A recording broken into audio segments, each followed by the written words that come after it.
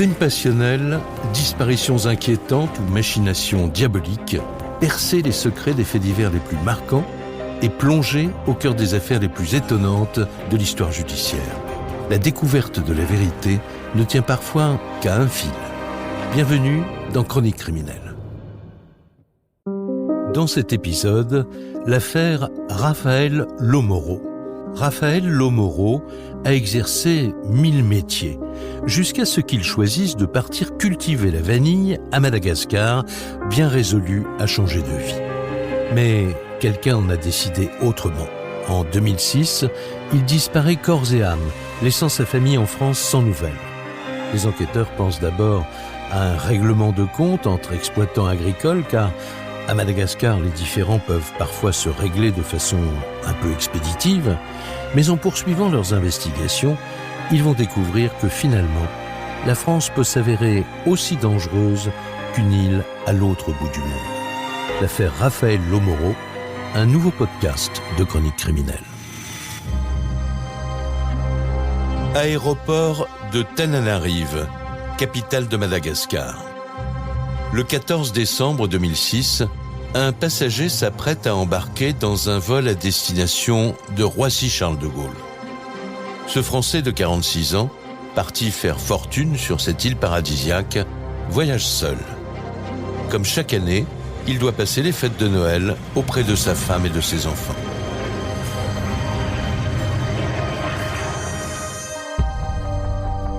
Mais après son arrivée sur le sol français, ce père de famille se volatilise sans la moindre explication.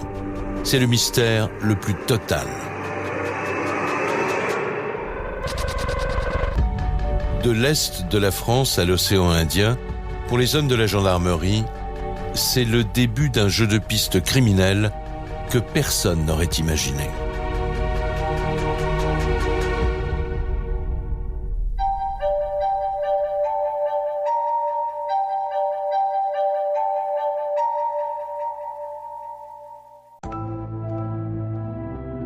L'histoire commence 6 ans plus tôt, au début des années 2000, à 9000 km de Madagascar. Folklin, en Moselle, est une petite commune ouvrière de 1200 habitants, proche de Sarreguemines. Alors Folklin, Sarreguemines, c'est une région d'anciens bassins miniers de la houille. Virginie Selvetti, journaliste. À la frontière allemande, ce sont des villages assez pavillonnaires. On a un taux de chômage élevé, alors même si ça reste verdoyant. Stéphane Manka, journaliste spécialiste des faits divers. C'est une région qui est vraiment marquée par les mines, par la houille. Grâce à l'exploitation du charbon, de nombreuses familles étrangères se sont installées dans la région. Parmi elles, les Lomoro, dont les parents sont arrivés d'Italie dans les années 50. Une fratrie qui compte 13 enfants. Ils font partie de cette immigration italienne qui s'est installée dans la région. À l'époque, on avait besoin de bras pour le commerce et l'extraction de la houille. Raphaël Lomoro est l'une des figures de cette famille nombreuse. Comme tous les hommes autour de lui, Raphaël a toujours travaillé dans la mine. Il fait la fierté de Mariette, l'une de ses sœurs, dont il est très proche. C'est quelqu'un de travailleur déjà, il sait tout faire de ses 10 doigts. Mariette Vasse, sœur de Raphaël Lomoro. D'assez fort, donc lui travailler au fond, ça lui faisait pas peur. Il est allé, comme tous les mineurs d'ailleurs. C'est un mec qui a le sang chaud, qui mâche pas ses mots, mais il est décrit presque comme, je dirais, un gros nounours, en fait. Tout le monde le décrit comme... l'homme bourru au grand cœur. Et tous ses frères et sœurs le décrivent vraiment comme le motard, le beau gosse italien. Il a une vraie force de séduction. Il plaît beaucoup, effectivement c'est un bon vivant, et il plaît aux femmes surtout. Raphaël Lomoro multiplie les conquêtes féminines. Jusqu'en 1983, à 22 ans, lors d'une soirée en discothèque, il fait la connaissance de celle qui deviendra sa femme. Entre Raphaël et Simone, c'est le coup de foudre. Il nous avait raconté qu'il avait connu une fille qui était sympa, patati patata. Elle insistait pour le revoir. Bon, ils se sont revus et puis voilà. Ils se sont installés ensemble en 89, ils ont acheté une maison, il a retapé toute sa maison à Folklin.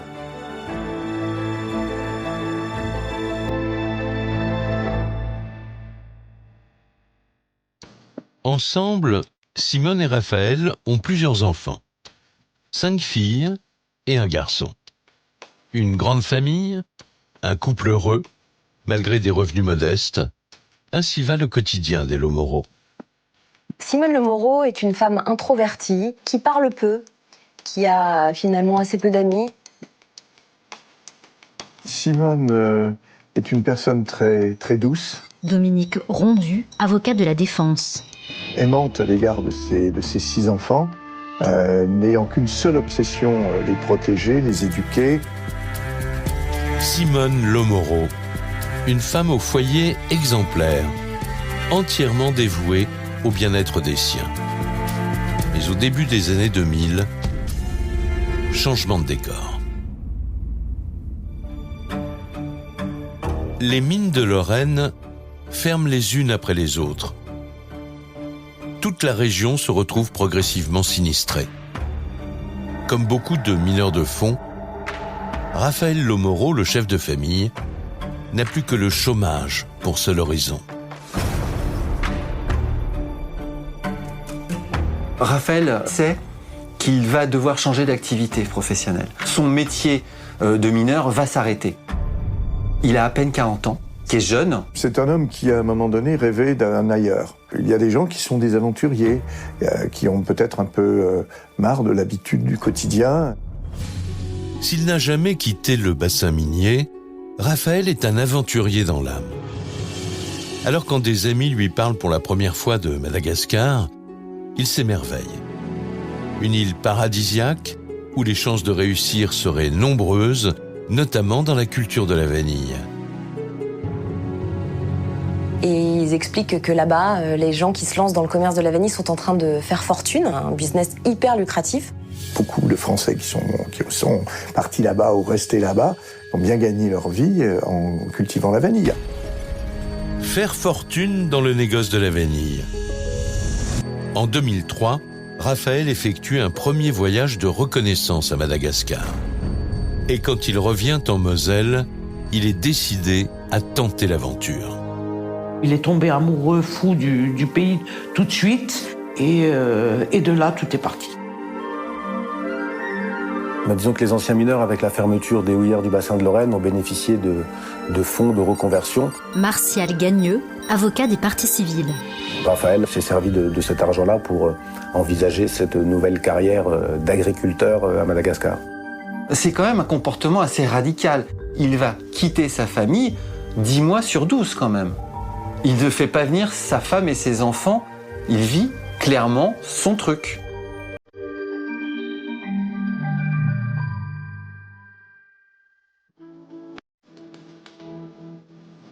Été 2004. Alors que sa famille est restée en Lorraine, Raphaël pose ses valises à Madagascar. Il s'installe dans la ville de Tamatave, sur la côte est de l'île. Avec ses 2 millions d'habitants, cette cité portuaire est la 2e agglomération du pays. On est à une centaine de kilomètres à l'est de la capitale, à Tananarive. Et là, il va réussir à acheter un terrain d'1 hectare, quasiment au bord de mer. Ce qui est certain, c'est que le business de la vanille est tellement lucratif qu'il espère se faire 60 000 € par an. Et dans son idée, c'est de vraiment faire fortune pour mettre sa famille à l'abri du besoin pendant des années. Mais pour y parvenir, il lui faut s'entourer de personnes de confiance. C'est là qu'il rencontre Francis, un jeune malgache qui devient rapidement son bras droit. Les expatriés, ils sont ici pour les vacances. Mais lui, il a des autres objectifs. Francis Arisoa, collaborateur et ami de Raphaël Lomoro. Pour lui, c'est son avenir qui est en jeu. Donc, comme il est arrivé à Madagascar, il voulait évoluer et refaire sa vie, donc il fait tout son possible pour réussir dans sa vie. En quelques mois seulement, le rêve de Raphaël devient réalité. Le voilà bientôt à la tête d'une exploitation florissante. Ses salariés sont sous le charme de ce patron venu de l'autre bout du monde. Il commence à apprendre notre langue et jouer, même quand il a vu des enfants sur la route, donc il s'arrête, il parlait avec leurs parents, il joue avec. Et c'est pour ça qu'il est apprécié, parce que lui, c'est un homme qui savent prendre le cœur des autres. Ainsi s'écoule la nouvelle vie de celui que tout le monde ici surnomme le Malgache blanc. C'est à cette époque que Raphaël fait la rencontre de la sœur de Francis, son fidèle collaborateur. Mireille a 15 ans de moins que lui. Elle est immédiatement séduite par Raphaël. Il fait plaisir à voir Raphaël. Et il aime bien discuter, il aime les gens, il aime plaisanter. Mireille Arissoa, compagne de Raphaël Lomoro. Il est gentil, il fait des cadeaux, il prépare à manger pour moi. Il est un homme très très attentionné.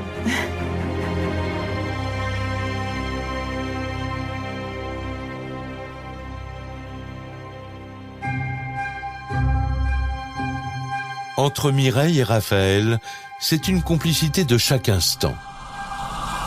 Ils enchaînent les voyages aux quatre coins du pays pour développer le commerce de la vanille. Les deux amoureux travaillent désormais main dans la main. Il m'a parlé des projets, alors ça me plaît. C'est ça, c'est comme l'or noir, la vanille, parce qu'on gagne beaucoup d'argent si les récoltes sont bonnes. Il fait son travail et en même temps, il gère son temps pour passer du temps avec sa famille. C'est ça qu'il fait. Le couple file le parfait amour, à tel point que Raphaël fonde une deuxième famille à Madagascar. Mireille, sa compagne malgache, lui donne 2 enfants. Il est là, bébé ours, il est là. Hop là. 2 beaux garçons qui font le bonheur de Raphaël.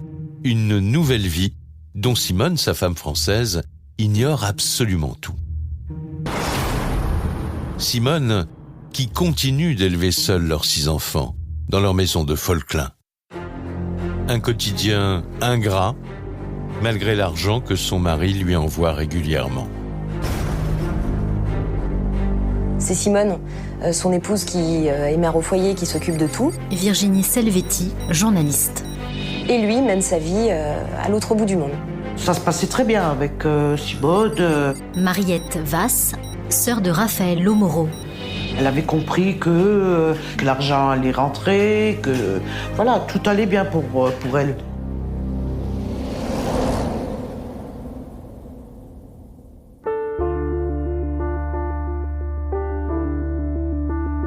Simone ne sait rien de la double vie de Raphaël. Elle s'est résignée à ne plus voir son mari que 2 fois par an, même si celui-ci n'a jamais coupé les ponts avec les siens. Il appelle très souvent sa famille quand il est à Madagascar. Il donne vraiment des nouvelles. Il appelle énormément ses frères et sœurs. Il appelle ses enfants. Ses enfants lui manquent et c'est pour ça qu'il revient à Noël les bras chargés de cadeaux. Et tous les étés, il revient 2 mois entiers où il profite pleinement de sa famille. Raphaël Lomoro a donc 8 enfants. 6 en France, issus de son premier mariage, et 2 autres nés à Madagascar. Il partage secrètement son existence entre ces 2 foyers à 9000 km de distance. Mais son histoire bascule à la fin de l'année 2006.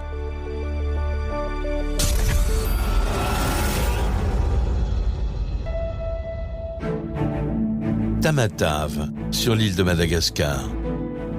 14 décembre 2006. Raphaël est à l'aéroport. Il est sur le point de quitter son 2e foyer, comme chaque année, afin de passer les fêtes de Noël en France. Les jours de son anniversaire, il a quitté la maison. Je lui ai déposé à l'aéroport. Les lendemains, j'ai pas de nouvelles de lui. C'est pas son habitude. J'étais étonnée. Il m'appelle tous les jours. Tous les jours, il m'appelle. Donc, j'ai appelé son téléphone. C'était messagerie. Étrangement, Mireille n'a plus aucune nouvelle de Raphaël.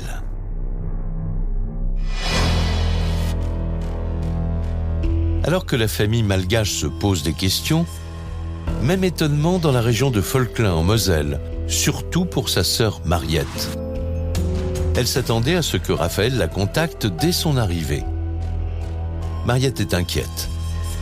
Elle appelle sa belle-sœur Simone pour lui demander des nouvelles. Il avait l'habitude de téléphoner. Voilà, donc je vois pas d'appel, rien, j'appelle Simone. Je lui dis, écoute, mon frère n'a pas appelé et tout. Il me donne pas de nouvelles. Stéphane Manka, journaliste spécialiste des faits divers. Et son téléphone, bah non, ça sonne dans le vide, je comprends pas, ça sonne même plus. Et c'est là qu'elle me dit qu'il est venu le 15 décembre, qu'il est venu sur la capitale et qu'il a fait ce qu'il avait à faire et il est reparti sur Madagascar. Simone rassure Mariette. Raphaël, dit-elle, n'a fait qu'un bref aller-retour en France. Il a réglé des affaires à Paris avant de reprendre directement l'avion pour l'océan Indien. Mariette est très étonnée par cette explication. Ah bon? Chose qui m'étonne parce que lui, s'il vient, c'est pour voir ses enfants, c'est pour voir sa famille. C'était pas possible qu'il soit venu.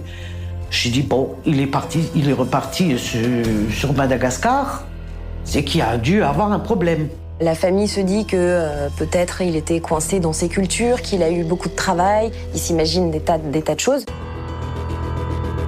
Pour ses proches, Raphaël est donc rentré précipitamment à Madagascar. Pourtant, son téléphone bascule toujours sur messagerie. Le réveillon de Noël passe, puis la soirée du Nouvel An, et toujours rien. Pas le moindre appel de Raphaël. Il avait l'habitude d'appeler quand même pour souhaiter joyeuses fêtes et tout ce qui s'ensuit. Donc j'appelle Simone, je lui demande et elle me dit non. Et ils n'ont plus eu un coup de fil, pas une lettre, rien. Raphaël n'a pas donné signe de vie depuis le mois de décembre et ça ne lui ressemble pas du tout. Février pareil, mars, c'est pas possible. Il m'a pas appelé pour mon anniversaire. Alors qu'il n'oubliait jamais. Il n'a pas appelé pour l'anniversaire de mon fils aîné. Il ne l'a jamais oublié. Il ne m'a pas appelé. Je lui dis, c'est quand même dégueulasse de sa part. Je lui disais, mais attends, c'est pas normal. Il est toujours dans la brousse. Ce que la sœur de Raphaël ignore, justement, c'est qu'une autre famille est rongée par l'inquiétude. Sa compagne, Mireille, et ses 2 enfants qui l'attendent depuis des mois dans sa plantation de vanille à Madagascar. Non, il n'a jamais revenu. J'ai pas eu ses nouvelles. Il n'a jamais m'appelé. Mireille Arissoa, compagne de Raphaël Lomoro. Peut-être il m'aime plus, il nous aime plus, peut-être, je sais pas. Je crois qu'il voulait m'abandonner comme ça, carrément. C'est tout. Ma sœur, elle a beaucoup souffert. Francis Arissoa, collaborateur et ami de Raphaël Lomoro. Quand il est parti comme ça, parce que elle a sacrifié sa vie pendant des années à travailler. Il laissait en plus des enfants dans le bras. On pensait en colère qu'il abandonnait notre sœur. Mais comment on peut réagir tant que frère? C'est normal quand même.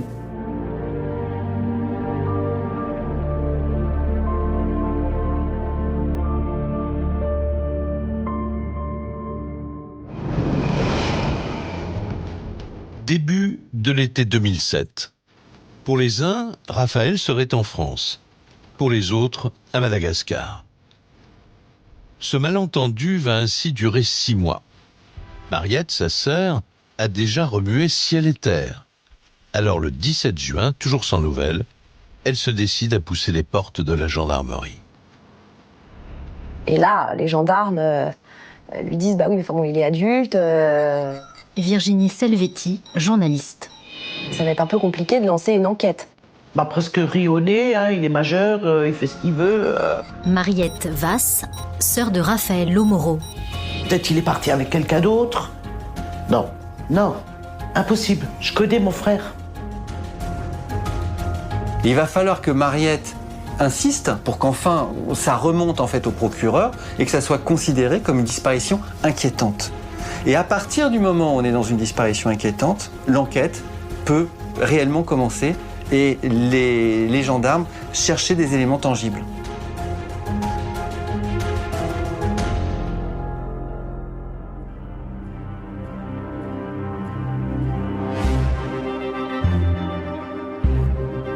Un homme qui s'évapore alors qu'il devait venir passer les fêtes en famille.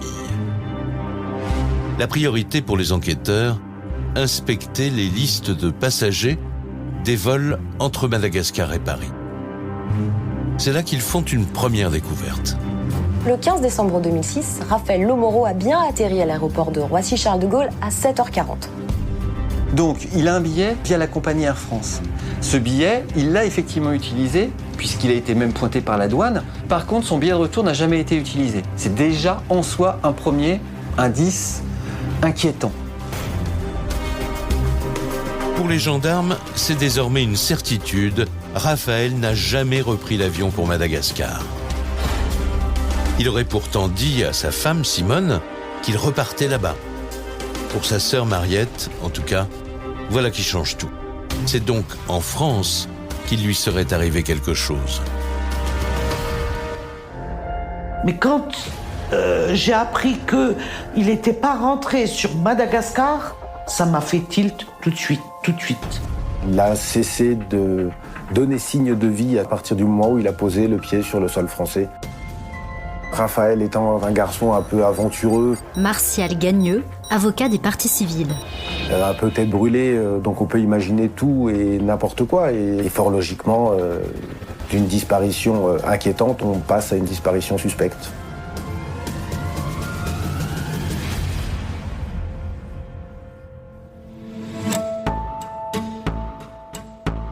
Pour les enquêteurs, une disparition d'autant plus suspecte que les relevés d'appel de Raphaël sont formels.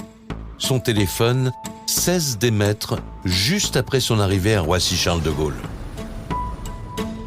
Sa femme Simone, venue le récupérer à l'aéroport ce matin-là, serait donc la dernière personne à l'avoir vu. Elle est convoquée comme témoin à la gendarmerie.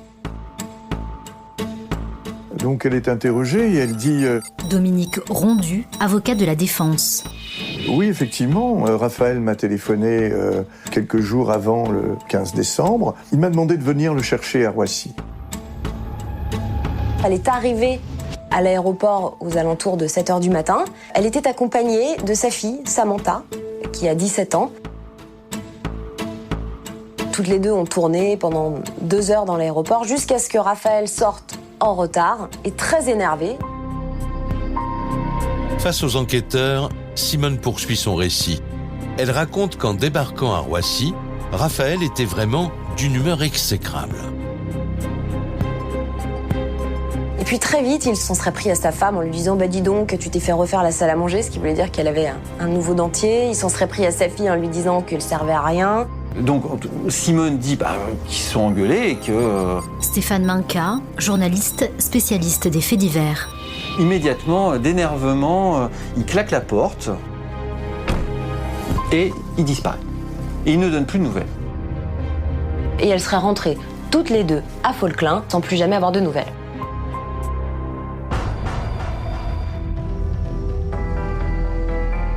Après tant d'années à vivre loin de Raphaël, explique Simone, c'était la dispute de trop.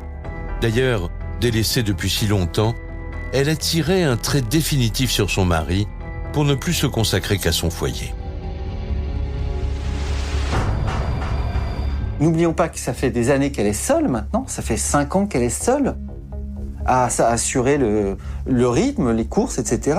Énormément de boulot, il y a 6 gamins. Ce couple a dû fonctionner presque normalement pendant un petit moment, et puis peut-être aussi que le temps aidant, Lomoro a pris beaucoup d'ascendant, a eu une attitude très égoïste, très personnelle.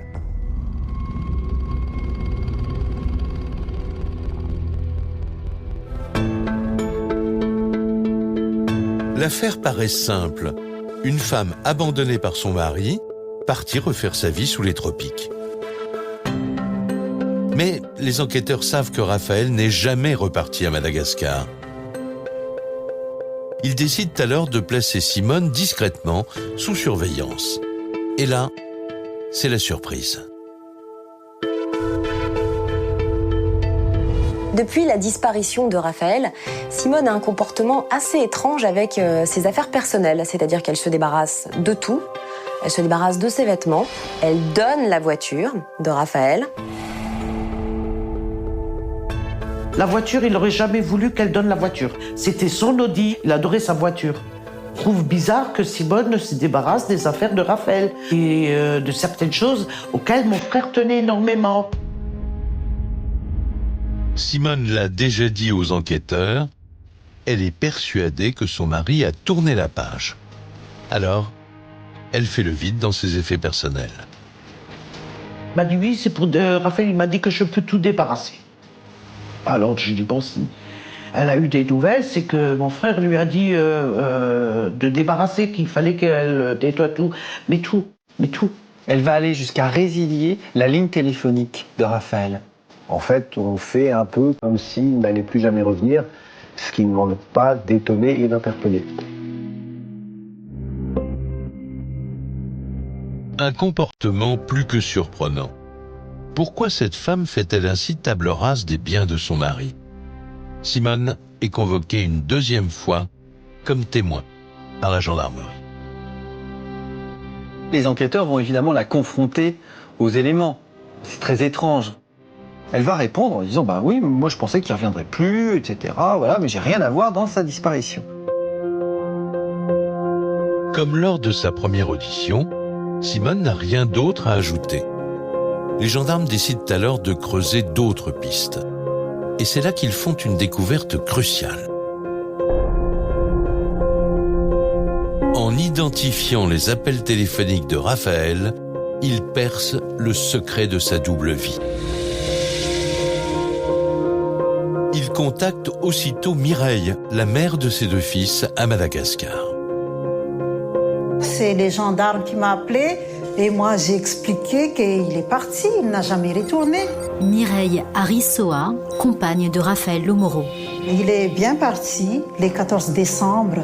Même ses camarades, il n'y a plus de ses nouvelles, ses copains. J'ai dit, je crois qu'il est là-bas.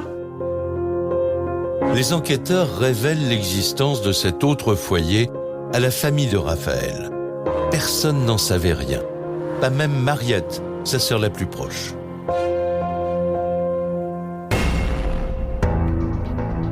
On est tombé des nues. Non. Mariette Vasse, sœur de Raphaël Lomoro. Non, mais les enfants, non, on n'était pas au courant non plus. Ah non, on n'était pas au courant, on l'a su après. Raphaël n'avait jamais parlé de sa double vie à ses frères et sœurs. Bon, en tout cas, il a une vie familiale, une famille, depuis déjà très longtemps, depuis peut-être qu'il est installé à Madagascar. Quant à Simone, sa légitime épouse, connaissait-elle l'existence de cette deuxième famille? Lorsque les gendarmes l'interrogent, elle leur répond très sereinement. Et en posant la question à Simone Lomoro, elle leur explique que oui, elle était au courant. Virginie Selvetti, journaliste. Et que c'est même Samantha qui l'avait découvert en fouillant un jour dans l'ordinateur de son père. Et effectivement, elle découvre dans son ordinateur des photos de lui avec une femme malgache et 2 enfants en bas âge.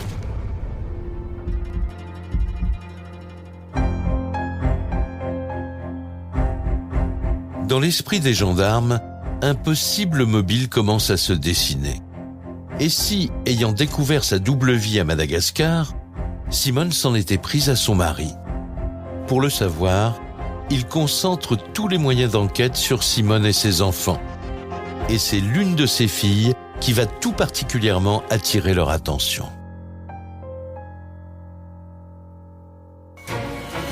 Folklin, septembre 2007, 10 mois après la disparition de Raphaël. Filature, écoute téléphonique, surveillance bancaire, il n'est plus question de lâcher Simone. Manifestement, la mère de famille est très proche de sa fille, Samantha. C'est une petite blonde de 17 ans, très jolie, très entourée. Qui aime avoir de beaux habits, qui aime bien un peu la fête. Qui s'habille assez court, qui se maquille beaucoup, qui aime faire le show, elle est dans le spectacle. Alors, en épluchant les comptes de la famille, les enquêteurs s'aperçoivent que le train de vie a considérablement changé à Folklin depuis janvier 2007.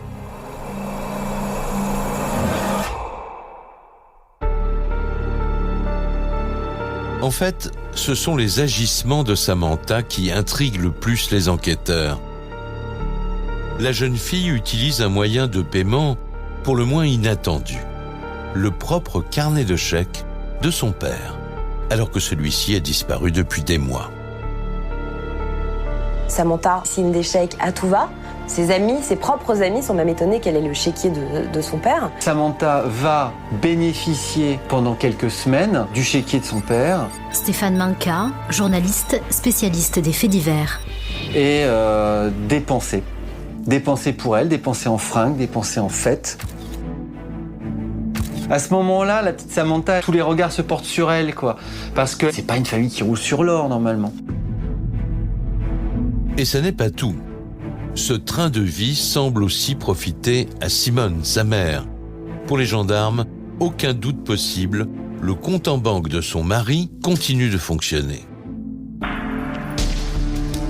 Il y a eu 4 retraits d'argent. Dominique Rondu, avocat de la défense. Auprès de distributeurs avec la carte effectivement de Raphaël Lomoreau. Et il n'y a pas besoin d'être un grand criminaliste. Martial Gagneux, avocat des parties civiles. Pour se douter que si les moyens de paiement de quelqu'un qui a disparu fonctionnent, c'est que quelqu'un les utilise.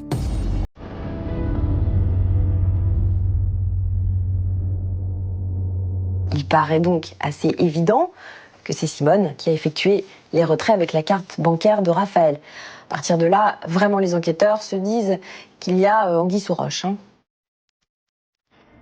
Pendant que l'étau se resserre sur la femme et la fille de Raphaël, les écoutes téléphoniques se poursuivent.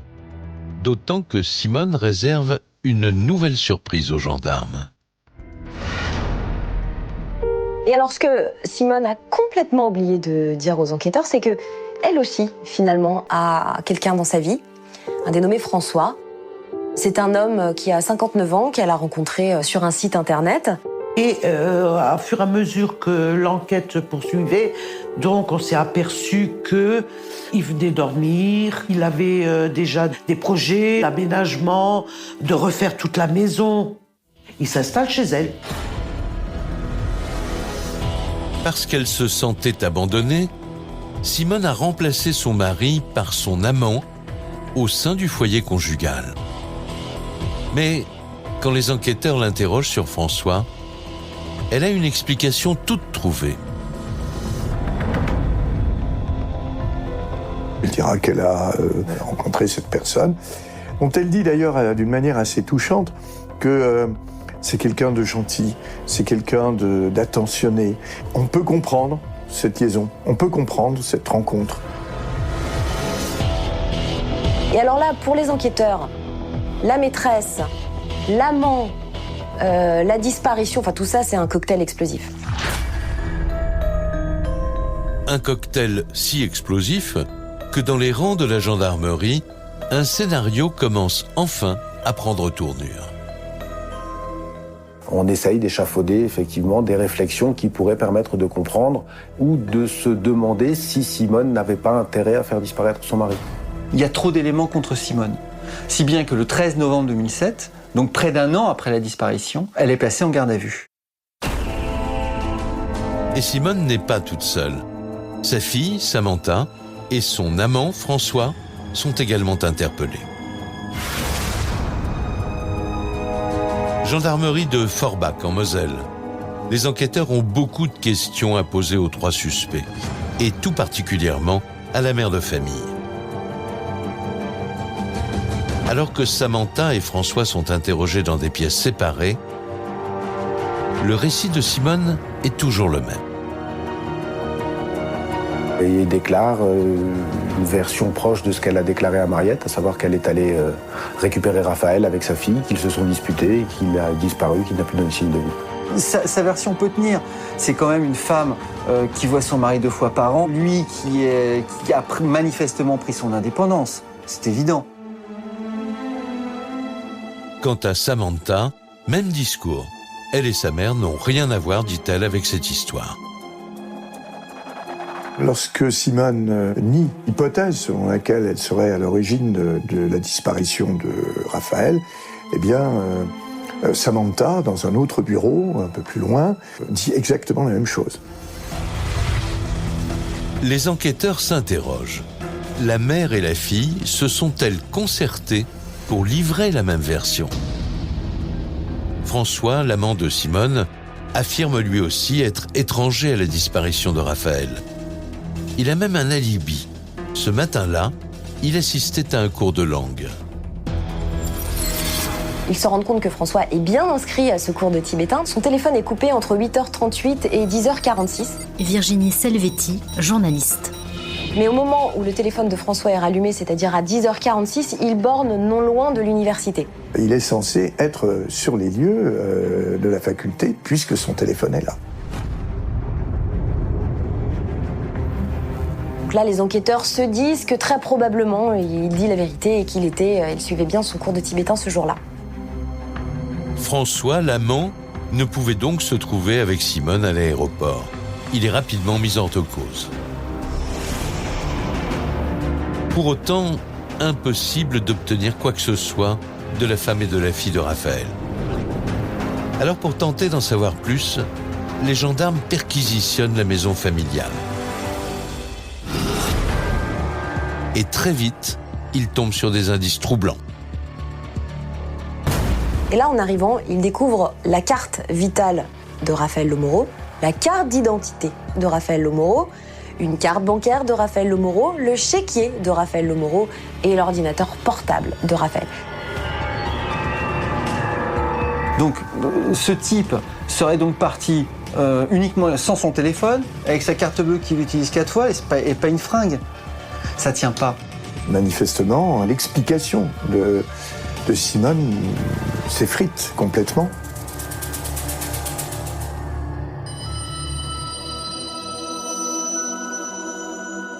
Malgré l'évidence, Simone n'en démord pas. Raphaël serait à Madagascar.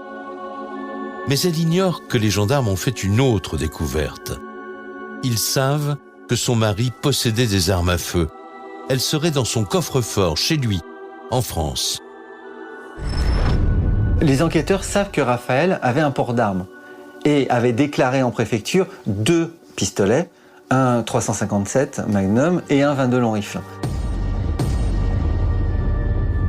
Seulement voilà, lorsqu'ils ouvrent le coffre, ils se rendent compte qu'il manque le 357 Magnum, une arme de gros calibre qui a tout simplement disparu du coffre. De mystérieux mouvements bancaires sur les comptes de Raphaël, ses affaires que l'on retrouve chez lui, et maintenant, cette arme à feu qui disparaît. Les enquêteurs ont enfin entre les mains les éléments concrets qui leur faisaient défaut. Et pour la première fois depuis le début de ces interrogatoires, Simone commence à vaciller. À partir de ce moment-là, les enquêteurs se disent que Simone a probablement éliminé son mari. Au bout de 36 heures de garde à vue, mise devant toutes ces contradictions, Simone finit par craquer.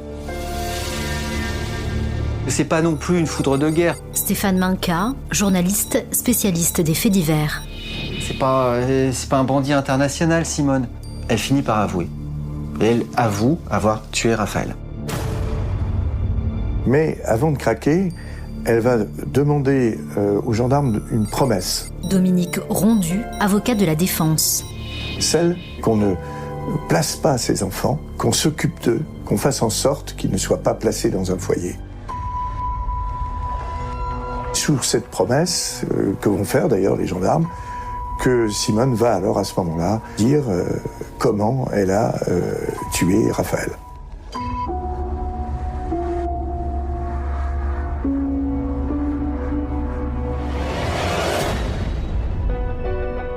Et voilà ce qu'elle leur raconte. Le 15 décembre 2006, son mari a bien atterri à Roissy. Mais contrairement à ce qu'elle avait toujours affirmé, il n'est jamais reparti à Madagascar. Elle va reprendre son récit dès le départ, confirmer qu'elle était bien à Roissy. Elle rappelle effectivement que, à peine arrivé, Raphaël va l'insulter sur ses dents. Et puis, il se serait calmé et il se serait endormi sur la banquette arrière en s'allongeant la tête sur son petit coussin. Simone explique ensuite avoir pris l'autoroute A4 en direction de l'est de la France, avec sous son siège le pistolet qu'elle avait pris soin de cacher. Samantha, sa fille, est à ses côtés sur le siège passager. Et elle dit avoir roulé peut-être 1 heure. Elle s'arrête le plus doucement possible sur une aire d'autoroute.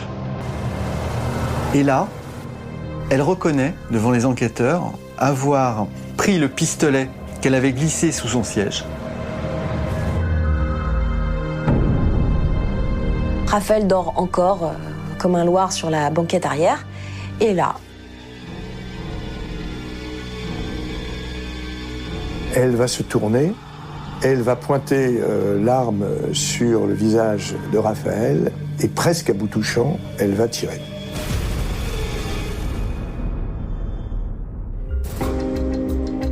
Simone indique avoir tiré un seul projectile. Raphaël, son mari, est mort sur le coup. Il ne s'est même pas réveillé. Une version que les enquêteurs doivent confronter à l'unique témoin du crime, Samantha, sa propre fille.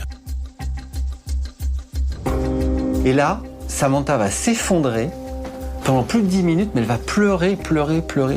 Et elle va finir par donner elle aussi sa version des faits, concordante avec celle de sa mère. si ce n'est que elle, Samantha, dans sa version, raconte qu'elle a tamponné la plaie de son père avec un petit mouchoir. Virginie Selvetti, journaliste. Et qu'elle l'a recouvert d'une couverture. Elle raconte aussi qu'il y avait un peu de sang sur la vitre au moment du tir et qu'elle a essuyé la vitre.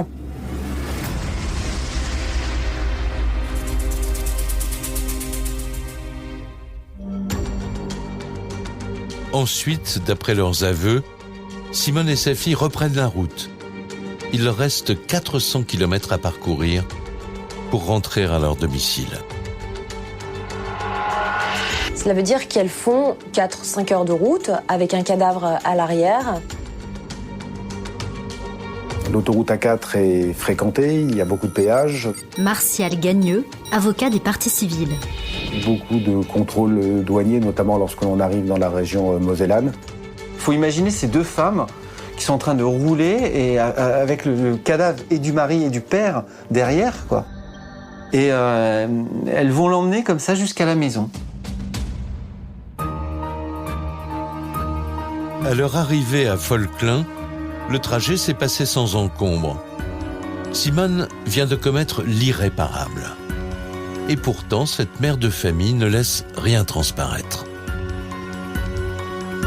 Elle raconte qu'elle arrive à 15h, qu'elle gare sa voiture dans l'allée de la maison. Et là, elle continue sa vie, comme si de rien n'était. Il y a même des amis qui viennent à la maison parce qu'ils préparent un anniversaire. Alors elle fait des cartes de vœux avec ses amis. Ensuite, elle va, quelques heures plus tard seulement, prendre le véhicule et monter dans le terrain qui se trouve à l'arrière de la maison. Elle va ouvrir la portière et elle va sortir le cadavre de son mari. Que faire maintenant du corps de Raphaël ?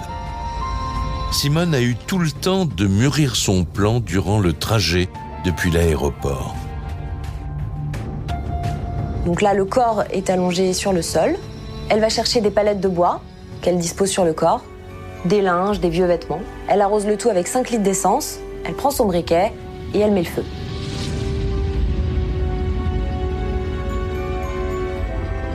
Simone explique que pendant 3 jours, le feu a brûlé, feu qu'elle n'aurait pas entretenu et qu'il aurait effectivement fallu 3 jours entiers pour aboutir à la disparition complète des restes de ce malheureux Raphaël.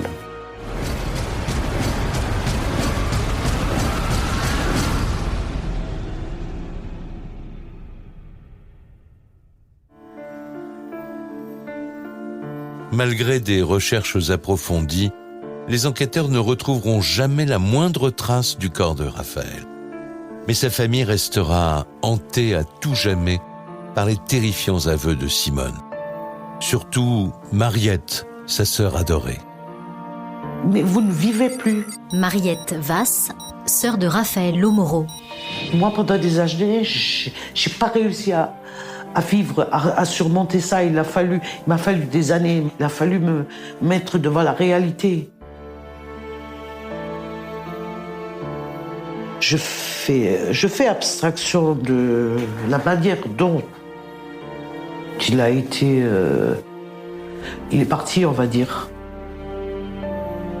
Je crois toujours qu'un jour, il va revenir, qu'il va sauver, qu'il va dire « je suis là ».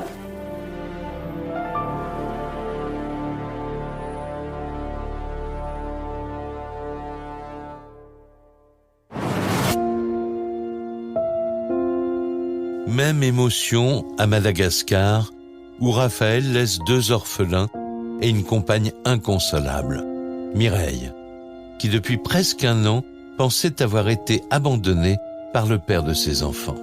C'est Mariette qui m'a appelée un soir, en pleurant. Mireille Arissoa, compagne de Raphaël Lomoro. Elle a dit comme quoi que son frère est mort, que son épouse l'a tué.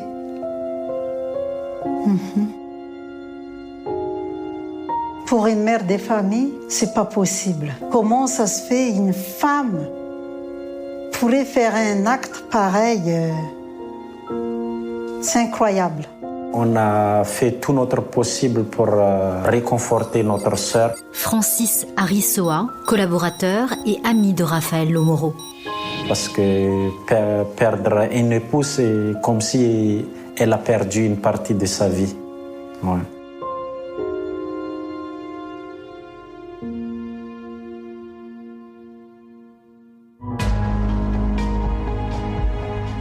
Entendue par le juge d'instruction le 15 novembre 2007, Simone Lomoro est mise en examen pour assassinat et incarcérée. Des indices qui s'accumulent et des aveux circonstanciés, mais toujours pas de corps, et une arme dont Simone se serait débarrassée.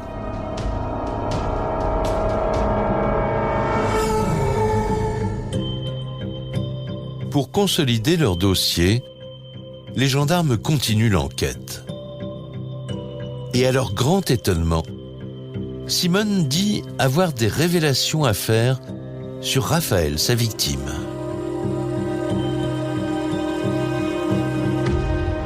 Elle a peur de lui et elle va tenter de justifier ou en tout cas d'expliquer les raisons pour lesquelles elle a tué son mari en expliquant que celui-ci était un tyran.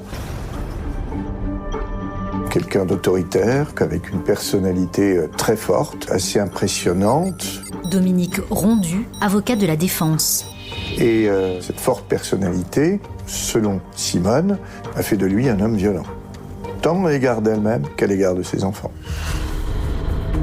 C'est le coup de théâtre. Simone accuse Raphaël de violence conjugale et même de maltraitance envers leurs enfants. Pour Mariette, sa sœur, comme pour Mireille, sa compagne malgache, des accusations insensées.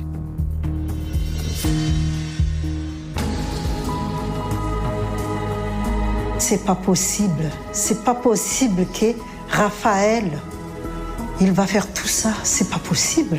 Taper dessus, non, il a jamais levé la main. Il faut arrêter. Crier, oui, quand ils s'engueulaient. Mais elle, c'était pas pareil, elle criait aussi, hein, comme tout couple normal, quoi. Mais de là à dire qu'il a levé la main, non.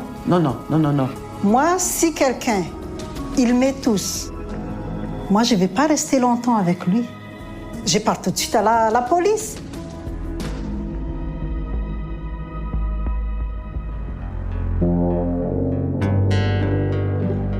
Entre Simone et les deux familles de Raphaël, deux scénarios inconciliables.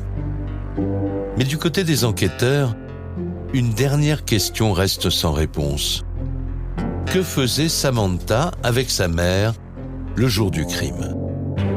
Pour tenter de le comprendre, les gendarmes organisent une reconstitution. Simone raconte que le matin, elle était partie de Folklin Virginie Selvetti, journaliste. en emmenant l'arme, au cas où Raphaël s'en serait pris à sa fille.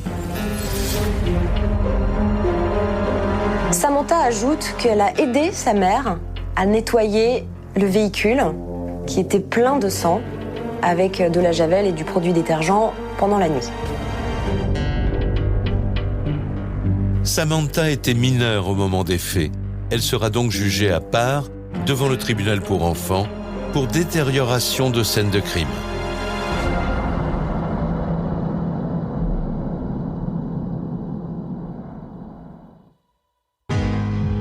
À la fin de l'enquête, l'essentiel du scénario criminel paraît établi. Même si pour la famille de Raphaël, ce meurtre obéirait à d'autres motivations que la violence conjugale. Je crains malheureusement que le mobile ne soit qu'une histoire d'argent. Simone et Raphaël avaient un contrat de mariage, c'est-à-dire que dans un cas de divorce, elle perdait la maison. Et si jamais Raphaël décide de partir de la maison, Stéphane Manca, journaliste spécialiste des faits divers. elle n'a plus rien. À un moment donné, le Raphaël, il a tout intérêt à mourir. Hein.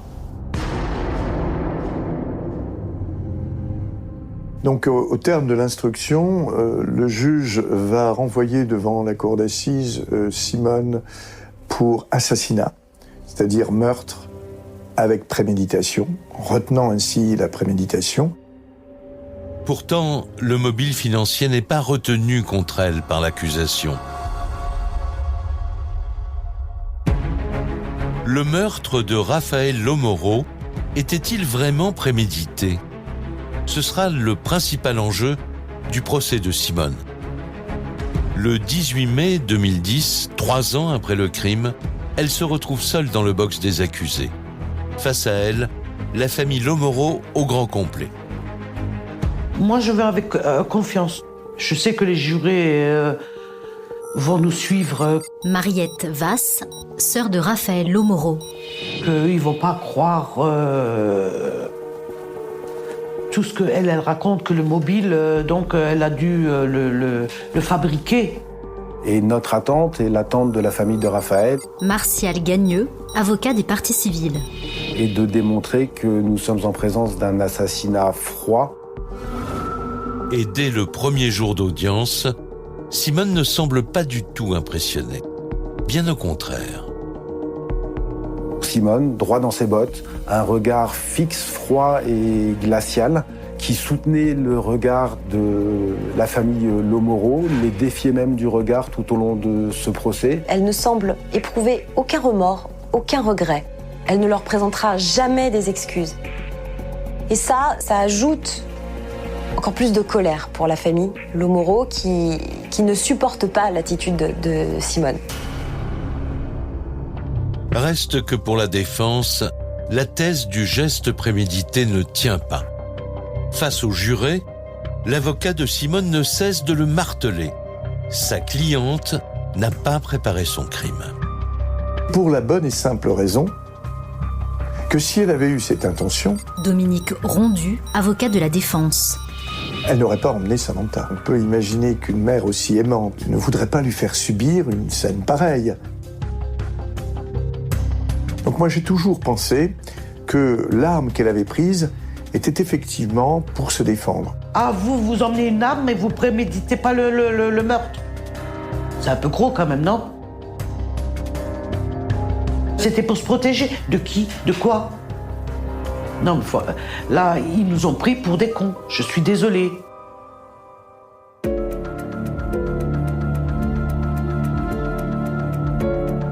Simone Simone, quant à elle, campe sur ses positions. Elle vivait un véritable enfer conjugal. Son avocat décide alors de faire venir ses enfants à la barre. Et tous sont unanimes. Leur père était un homme violent. Le procès semble alors basculer.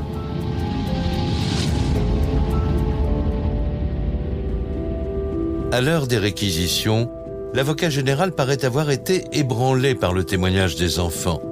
Alors que Simone encourt la réclusion criminelle à perpétuité pour assassinat, celui-ci lui trouve des circonstances atténuantes. Qu'en sera-t-il des jurés ? L'avocat général à la cour d'assises a requis une peine de mémoire de 10 ans qui est une peine qui n'est pas une peine que l'on requiert contre un assassin. Parce qu'il a dit qu'elle était jeune et qu'elle pouvait refaire sa vie. On tue, c'est normal, le procureur, « Ah, vous êtes jeune, c'est pas grave, vous pouvez refaire votre vie. » Simone est finalement condamnée à 17 ans de réclusion pour l'assassinat de Raphaël. Pour les frères et sœurs de la victime, c'est le soulagement, même si tant de questions demeurent encore en suspens. On n'a pas le corps, on n'a rien, au moins la vérité. Et on n'a pas pu vraiment avoir la vraie vérité, parce que la vraie vérité, on n'en saura jamais. Mais déjà qu'elle a déjà 17 ans, déjà pour nous, quelque part, ça nous soulage. Un peu. Je ne veux pas dire complètement, mais un peu. Une affaire dans laquelle Samantha, la fille de Raphaël, sera condamnée à 18 mois de prison avec sursis pour détérioration de scènes de crime. Simone, elle, est libérée en 2016, après 8 années de prison. Une peine qui n'effacera jamais le chagrin de la famille Lomoro. C'est une famille totalement détruite. Virginie Selvetti, journaliste. Il y a des enfants qui se sont retrouvés orphelins, sans maman, pendant 8 ans. Donc il y a eu des dommages collatéraux incroyables suite à la mort de Raphaël.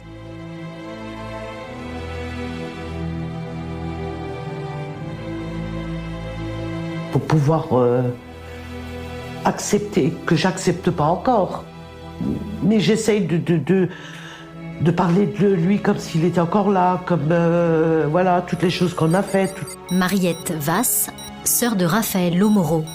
Il n'y a pas un jour où on ne parle pas de lui, où on ne dit pas « Tiens, Raphaël, il a fait ci, tiens, Raphaël, il aurait fait comme ça ». Il n'y a pas un jour où, voilà. Mais il est un autre endroit où le souvenir de Raphaël survit encore plus de 12 ans après sa mort. À Madagascar, dans la région de Tamatave. C'est là que vivent toujours sa compagne malgache Mireille et ses 2 garçons, devenus depuis des adolescents. Parce que les enfants, parfois, ils sont tristes quand même de ne pas avoir un père. Francis Arissoa, collaborateur et ami de Raphaël Lomoro. Et ce serait bien d'en parler pour qu'ils puissent avoir un souvenir, même si c'est peu, mais ça les aide parce qu'ils sont à l'âge de comprendre qu'ils n'ont plus de père.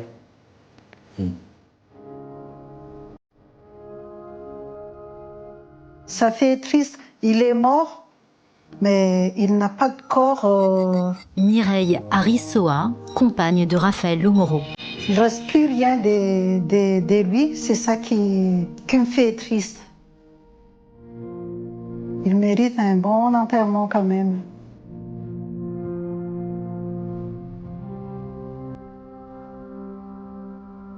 L'affaire Raphaël Lomoro.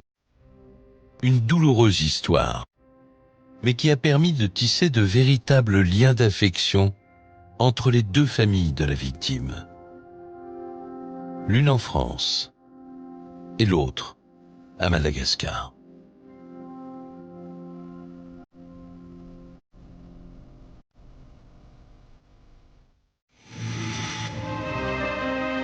Vous venez d'écouter Chronique criminelle.